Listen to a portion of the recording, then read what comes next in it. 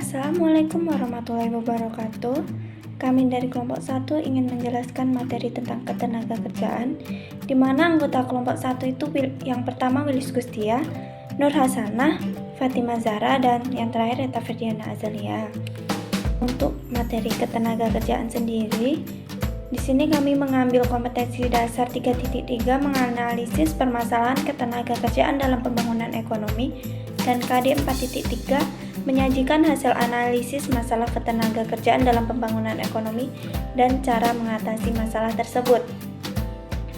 Untuk indikatornya sendiri itu yang pertama mengidentifikasi macam-macam sistem upah, selanjutnya mendeskripsikan pengangguran, mengidentifikasi jenis-jenis pengangguran dan penyebabnya, dan yang terakhir mendeskripsikan cara-cara mengatasi masalah pengangguran. Setelah melakukan pembelajaran, siswa diharapkan dapat menjelaskan macam-macam sistem upah, menjelaskan pengertian pengangguran, mengetahui jenis-jenis pengangguran dan penyebabnya, dan yang terakhir mendeskripsikan cara-cara mengatasi masalah pengangguran.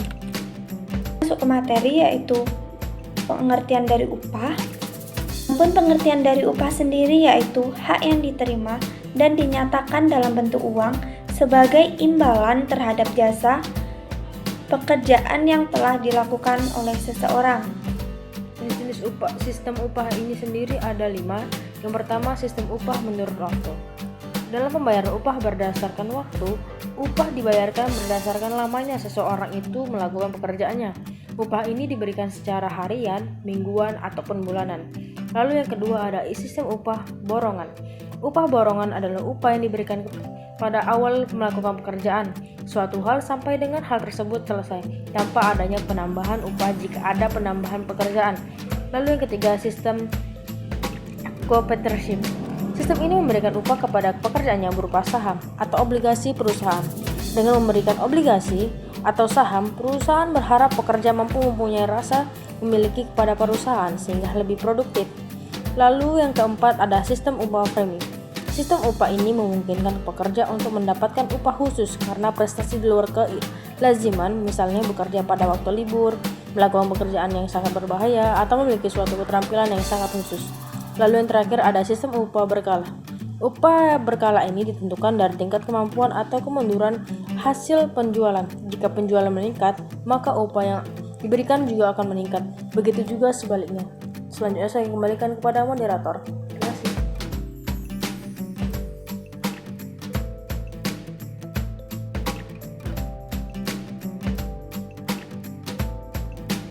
Jenis-jenis pengangguran. Yang A, berdasarkan faktor penyebabnya. Yang pertama, pengangguran musiman. Pengangguran ini terjadi akibat pergantian atau perubahan musim. Yang kedua, pengangguran siklis. Pengangguran ini terjadi akibat krisis ekonomi sehingga terjadinya pemutusan hubungan kerja. Yang ketiga, pengangguran deasioner. Pengangguran ini terjadi akibat tingginya tenaga kerja daripada lowongan yang tersedia. Yang keempat, pengangguran voluntari. Pengangguran ini terjadi akibat orang memilih tidak bekerja padahal masih mampu untuk bekerja. Pengangguran struktural. Pengangguran ini terjadi akibat perubahan struktur ekonomi suatu negara. Yang keenam, pengangguran teknologi. Pengangguran ini terjadi akibat kemajuan teknologi sehingga tenaga manusia diganti dengan tenaga mesin. Yang ketujuh, pengangguran friksioner. Pengangguran ini terjadi akibat perbedaan permintaan tenaga kerja dengan penawaran yang tersedia. Yang B, berdasarkan lama waktu bekerja. Yang pertama, pengangguran terbuka. Ialah situasi di mana orang sama sekali tidak bekerja dan tidak berusaha mencari pekerjaan. Pengangguran terbuka bisa disebabkan oleh ketidaktersediaan lapangan kerja, ketidakcocokan antara kesempatan kerja dan latar belakang pendidikan, dan tidak mau bekerja. Yang kedua, setengah menganggur. Ialah situasi di mana orang bekerja tetapi tenaganya kurang termanfaat diukur dari curahan jam kerja, produktivitas kerja, dan penghasilan yang diperoleh. Sebagai contoh, orang yang bekerja sebagai tenaga kerja lepas di mana tidak ada kepastian mengerjakan pada waktu tertentu. Yang ketiga, pengangguran terselubung. Pengangguran terselubung terjadi karena tenaga kerja tidak bekerja secara optimal. Kondisi ini disebabkan adanya ketidaksesuaian antara pekerjaan dengan bakat dan kemampuan dari tenaga kerja. Secara umum ada beberapa hal yang menyebabkan terjadinya pengangguran. Yang pertama, besarnya angkatan kerja tidak seimbang dengan kesempatan kerja. Yang kedua, rendahnya keterampilan dan tingkat pendidikan. Yang ketiga, kemajuan teknologi. Yang keempat, resepsi ekonomi. Yang kelima, pemanfaatan tenaga kerja. Yang keenam, antar daerah tidak seimbang. Yang ketujuh, kebijakan pemerintah.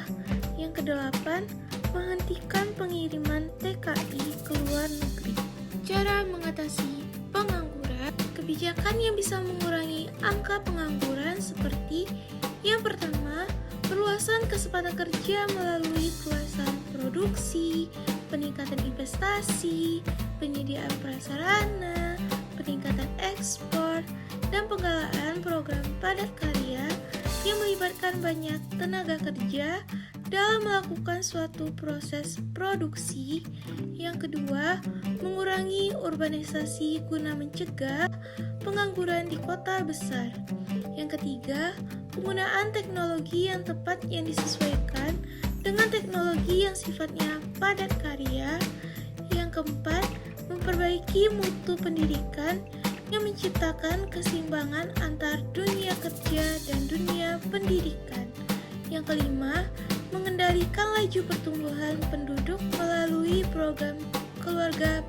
6. Penyediaan informasi tentang kebutuhan tenaga kerja melalui kerjasama dengan perusahaan dan kampus dalam melaksanakan kegiatan job fair dan magang. Cara mengatasi pengangguran dari diri sendiri yaitu yang pertama, meningkatkan atau mengembangkan kemampuan diri, misalnya melalui pelatihan, kursus, mengikuti berbagai seminar. Yang kedua, mencari lowongan kerja melalui berbagai sumber, misalnya koran, Instagram, dan website. Yang ketiga, belajar membuat CV yang menarik melalui YouTube, Instagram, dan website. Yang keempat, melatih diri untuk interview kerja agar bisa tampil maksimal. Dalam hal ini, Anda dapat belajar melalui website, YouTube, Instagram. Yang kelima, jangan mudah menyerah, selalu berpikir positif, dan selalu berusaha.